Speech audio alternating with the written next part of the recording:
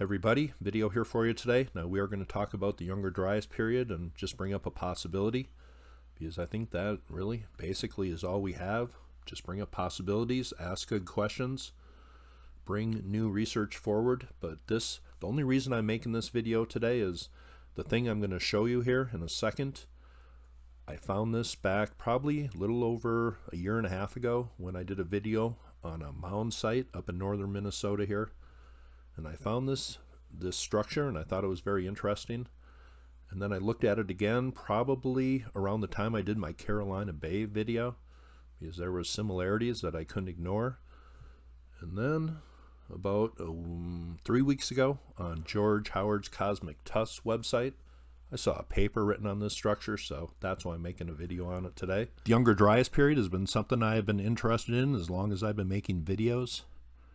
This is a video I made in September 2012, and I listened to this the other night, and oh my god, when I first started making videos, I had no clue what I was doing, but I thought a few things were interesting that I brought up in this video. I couldn't remember anything I said, but I do remember that I brought up the possibility of something hitting the North American ice cap. And that was almost 9 years ago, that video, so this is something I've been looking into for a long time. Then about a year after I made that video, I heard Randall Carlson talk for the first time about being at Flying Cloud Airport here in Eden Prairie, Minnesota, right in this area here, and looking out into the river valley and realizing there was an ancient flood, and that is stuff I grew up wondering about. And I have played softball at Flying Cloud Airport, been to something that some people might remember called a drive-in movie theater in Flying Cloud. So Randall had me hooked from the beginning, and I've been just fascinated with his research. Possibilities of impact sites brought up, flood features. It's been a great learning process listening to him. This is one site here. I have brought up a few in Canada. You can find those videos in my Younger Dryas playlist on my main page. I have talked about a few sites in Canada, one based on some weird things about the lake, some flood features, an ancient myth that a serpent went into the ground in that area. This is another site I talked about right down here. A lake we know is an ancient impact site, and it was dated just by 2 specimens in glacial till that maybe weren't even connected to the impact crater. We have had a lot of impacts in this site, and that crater did not appear to me to be millions of years old. But I think it's important just to bring up possibilities. I also think it's important not to so much argue about what happened, but just accept the fact that something devastating happened on Earth that changed it forever, and a whole new world came out of that time period. But I've been interested in this subject as long as I've been making videos, especially since kind of seeing all the research that has come out about this time period and realizing that some of the stories that we grew up accepting are highly inadequate and in some cases totally absurd. This is a video I made, let's see here, in December 2019 about the Clovis wiping out the megafauna, and I went into the research. How much evidence do we have of this actually happening? And if you want to watch that video, I'll try to leave the link below. But that was an eye-opener. The proof that we had that this actually happened, well, I think this is one of the most absurd stories that we grew up accepting. Another thing that I mentioned early on in my videos was the Carolina Bays, and then I didn't mention it for about 7 years. This is a video I made last summer on the Carolina Bays, and this really got me into this ancient mystery long ago. What actually happened here. And if you make a video and search for these on Google Earth, you are going to become pretty familiar with them. But these right here, these really caught my eye when I looked at that feature in Minnesota that I'm going to show you here in a second. And it seems it could have been caused by the same process, whatever that was. And that's something we'll get into a little later in the video. This is Universe Today. I used them in a video I did last spring during the shutdown, just briefly. But looking at all the evidence just a little bit over time, over the last 9 years, absorbing good information, listening to people like Antonio Zamora, and of course Randall, other people that have investigated this time period, and there are many, and I appreciate all the book suggestions. Martin Sweatman, that is one that I'm just starting out reading. I'm very interested what he has to say. But what happened at this time period, I think the best evidence to me, I think we were caught in the debris of a passing comet and there was many Tunguska-like events all over the world, and there just isn't evidence of like a big impact crater. They're just suggestive little things that we are just wrapping our head around. Randall's talked a lot about this, and the Carolina Bays, that is an important thing to look into. I'm not saying that is for sure connected with this time period, but it's definitely imprints of something happening. Little airbursts, Tunguska-like events that Randall has talked about. I think these happened all over the world, little and big. Another reason why I was pulled into this mystery, I think we learned some important lessons from this time period. This is our current span of history, relatively calm compared to what happened during the Younger Dryas period. And you can certainly take from this that this time period that is relatively calm, this isn't when humans decided to start civilization and why it developed as far as it did. This is when the Earth led us. I will leave the link for this article below. When comets break up, the fragments can be devastating if they hit the Earth. I know George Howard liked what was said in that. He is the author of The Cosmic Tusk. I will leave that website below if you're not familiar with it. I know some of you have seen him interviewed with Randall and Ben and Brothers of the Serpent, but this is a very good article, and I think we were caught in the tail of a passing comet. I think that's where the best evidence is, and I'm not sold 100% on any one theory, but I know some, to me, are certainly more convincing than others. And today we're going to go down to northern Minnesota. I just think this is very interesting. About 2 years ago, I made a video on Grand Mound, a pretty big size mound up here with a tail coming off the back of it. Pretty unique feature, but they think that represents a muskrat, and the muskrat is central to flood myths in this part of the world. And we know flooding did take place here. Lake Agassiz covered this whole area right in about here. It was a massive lake, probably bigger than all the Great Lakes combined. And Lake Winnipeg is just a remnant of that, I believe. But today we're going to go down to a feature I found about 2 years ago making that video on Grand Mound. I just thought this was interesting, and I never forgot about it. Read an article on George Howard's Cosmic Tusk website on this specific feature, and I thought this had the possibilities of being an impact feature. It's right down here. There has been a lot of discussion. What would an impact crater look like that crashed through the ice cap? Well, in this area, it might have gone through some water. Just not sure, but the one thing that just really caught my eye here are these ridges on the northeastern side. There is a couple concentric ridges there, and that is indicative of an impact event. And then we have no ridges on the southwestern side of this, so that tells me something might have came in kind of a low angle hit, or at least an energy burst hit, and then pushed up the Earth on the northeastern side here. You can get a good look at it right here. I guess these ridges are only maybe a few meters high, but they are very detectable, and they are noticed on Google Earth. While reading the Cosmic Tusk recently, I realized that this structure actually has a name. It's called the Roseaux Structure. Here is Roseau, Minnesota right there.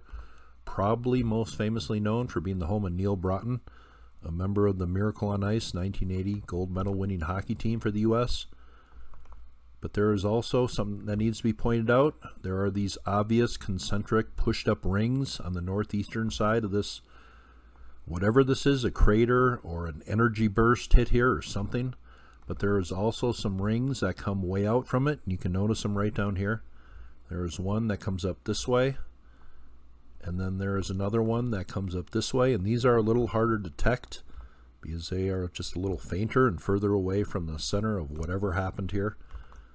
But if this happened, a long time ago, glaciers would have wiped this feature free or clean. But it's still here, and it has certain characteristics that makes me think that it's fairly recent. Now let's go over and read a little bit of a PDF. Here's a paper, came out August of 2020, so pretty recent paper from the University of Minnesota Duluth, the Libraries of Digital Conservancy. University of Minnesota Duluth happens to be where I went to college. Also, Scott Walter went to college there. But it says a possible late Pleistocene impact crater in central North America and its relation to the Younger Dryas stadial. I'm just going to read a little here. This is written by David Tovar Rodriguez. It says, the causes that started the Younger Dryas event remain hotly debated. Studies indicate that the drainage of Lake Agassiz into the North Atlantic Ocean and south through the Mississippi River caused a considerable change in ocean thermal currents. thus producing a decrease in global temperature. Other studies indicate that perhaps the impact of an extraterrestrial body or asteroid fragment could have impacted the Earth 12,900 years before present, triggering a series of events that cause global temperatures to drop. The presence of high concentrations of iridium, charcoal, fullerenes, and molten glass, considered byproducts of extraterrestrial impacts, have been reported in sediments of the same age. However, there is no impact structure identified so far. In this work, the Roseaux Structure's geomorphical features are analyzed in detail to determine if the impacted layers with plastic deformation located between hard rocks and a thin layer of water might explain the particular shape of the studied structure. Geophysical data of the study of the area do not show gravimetric anomalies related to possible impact structure.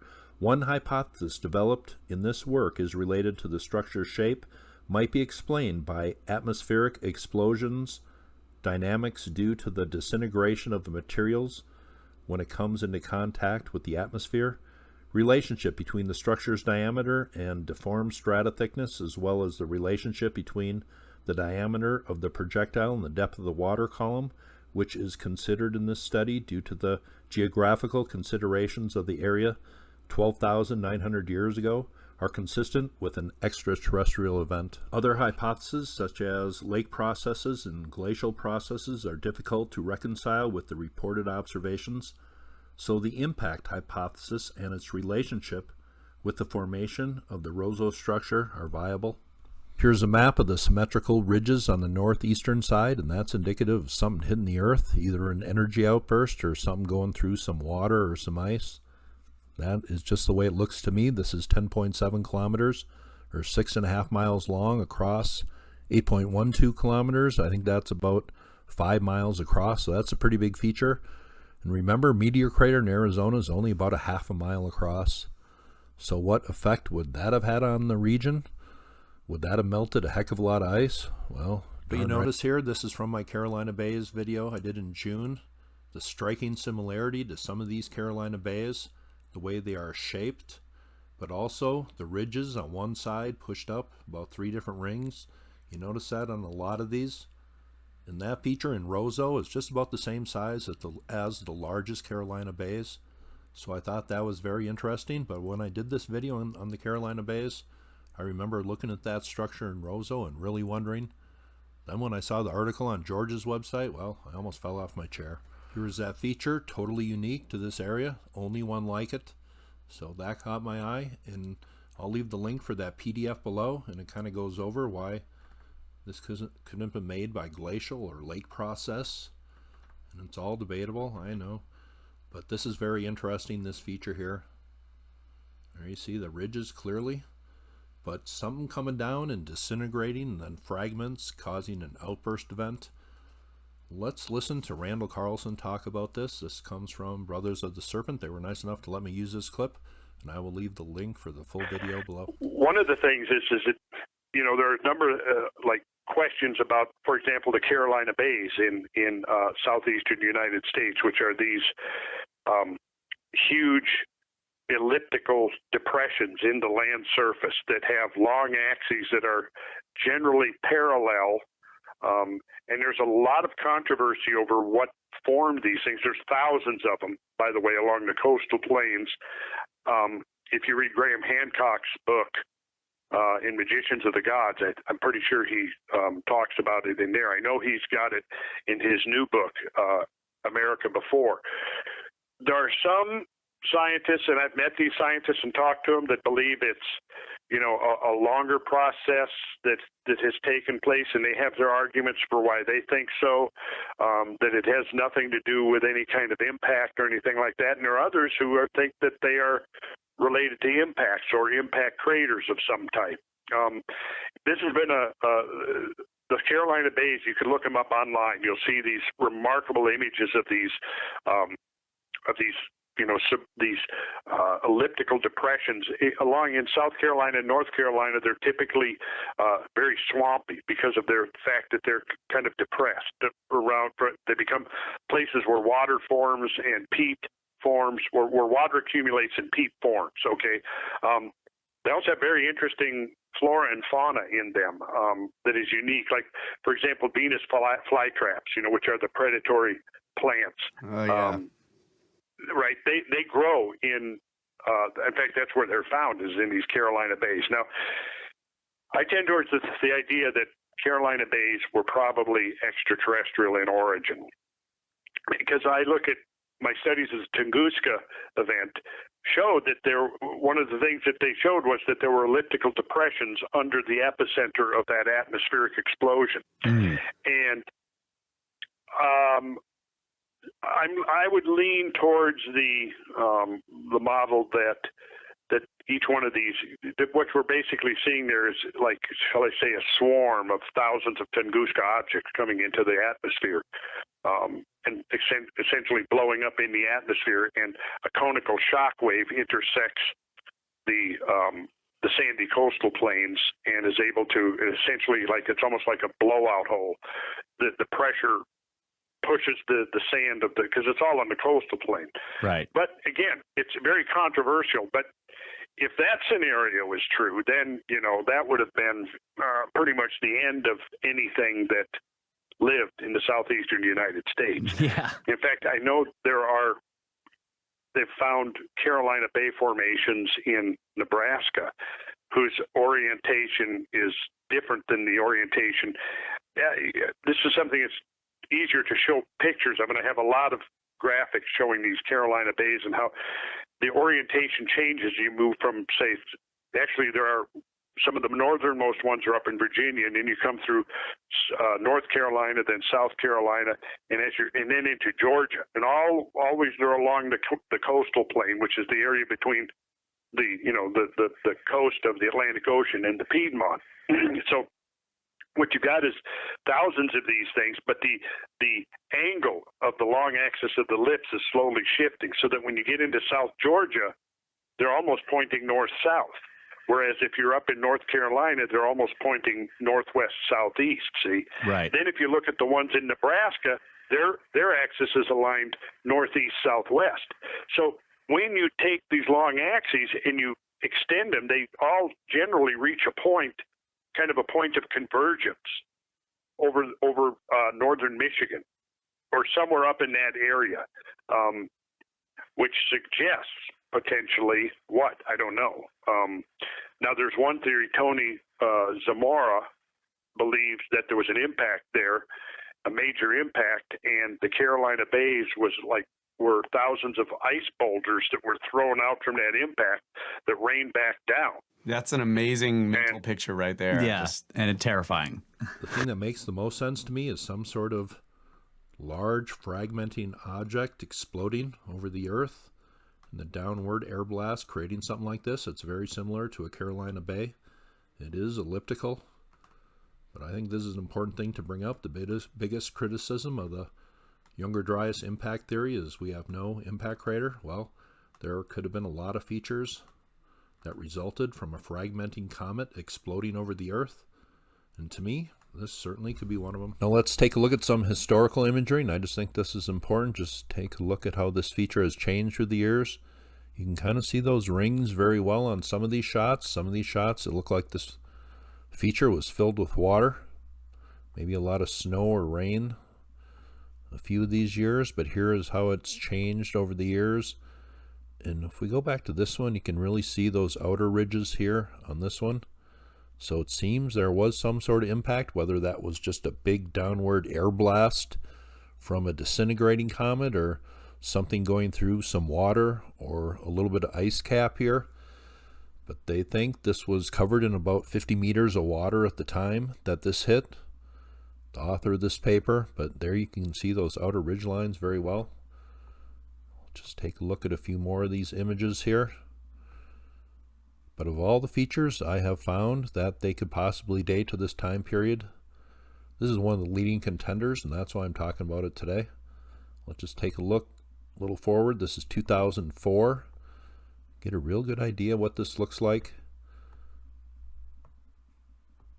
And that's how it changes up until the current day. This is 2013. I just thought that was an important look to do. Sometimes I don't use the historical imagery and I get scolded on my videos for not doing so. But there is a current look, what we see on the latest image on Google Earth Pro. Now something else I noticed, and this might not be anything at all, but we seem to have some elliptical depressions right there and right there. And then if we back out, there is another smaller one right here.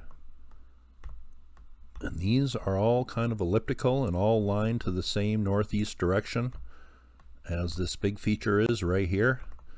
And if you line these all up, right there, there, there, and then here, that lines up in a row. Does that mean there could have been something small, small, small hitting and then something large hitting in the same event? Well, that's pretty wild speculation, but I'm going to state it. This was a massive downward air blast causing this structure. Did ancient flooding come off of here? Well, you notice here there is a ridge line. It does seem like water, a lot of water flowed down here at one time, and it originated right up in this area here, right there. Here is a video I did back in May. Abu Hureyra destroyed by a 12,800 year ago impact event. Seems this was worldwide. Probably a lot of small events that were devastating to the area, but add them all up worldwide. This is probably why we lost the Clovis and the megafauna. But I think the resulting effect of being hit by some solid objects and some downward air blast, fragmenting comets, exploding in the atmosphere, and certainly you can look at Tunguska for what effect that would have had, but worldwide, many areas where this might have happened, well, I think that would have had devastating effect. Worldwide fires. Some people say electrical storms at this time period. Well, this is just from one volcano. Imagine the world being set on fire and the electrical storms that would be resulting from that. This is just one of many subjects I try to dive into, and I have been as long as I've been making videos. But I found it interesting that on this PDF about this Roseaux structure, he does have information on the Carolina Bays. I will leave this link below. Very interesting. I'm not going to read all of it, but let me just read the conclusion here for you. It says, based on the geological, geophysical, and geographic observation of the study area and the characteristics of the structure in northern Minnesota, it is possible that under the circumstances given approximately 12,900 years ago, a meteorite impact was a process that formed the Roseaux structure. The geophysical data, no gravity anomaly, is inconsistent with an impact of a rocky or metallic body, as a solid body would need to be of substantial size to generate a 6-kilometer diameter impact structure. However, the response of an icy body is more difficult to predict. There is a paucity of studies that analyze the impact of a low-density body. Similarly, there is little information on how an airburst over water might manifest itself in the lake bottom. Analysis of the Tunguska event is accepted to be caused by an airburst of a stony meteorite at an altitude of about 5 to 10 kilometers. It then flattened trees over an area of approximately 2,000 square kilometers. The Roseaux structure is on the order of 30 square kilometers in area, but would have been beneath 50 meters of water. Therefore, it is not possible to determine with any degree of confidence if this is an impact structure that related to that reported by Firestone in 2007. However, a glacial origin is difficult to conceive. Further, impact-related evidence from nearby environmental archives would help in this Younger Dryas event reconstruction. So I just thought that was interesting, talking about the airburst, something that we really don't look for a lot, because we really don't know what they look like, just a general sense.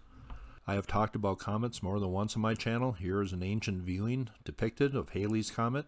I talked about Halley's Comet in my video about events happening around 70 AD and how they foretold the coming of a new king and how that was integral to a very important story of that time period. But comets, the debris coming off a comet, they can be thousands of times the size of the Earth in total width. The Earth caught in one of them, well, it would be like a giant serpent kind of eating the world. The thing that makes the most sense to me is we got caught by all the debris of a passing comet, probably got hit by some small objects, a lot of airbursts, a lot of individual events that really changed the course of the Earth. Maybe we'll never find a large, huge crater, one specific point that we can say, hey, this is what caused it. It was many small events, and that's why we're still wrapping our head around it, but we have some hints from ancient cultures. Here is Serpent Mound, and these were found from California, Kansas, Florida, similar symbolism. So maybe the native people were telling us that there was a serpent that ate the world. Hope you thought this was interesting. You all have a very nice day.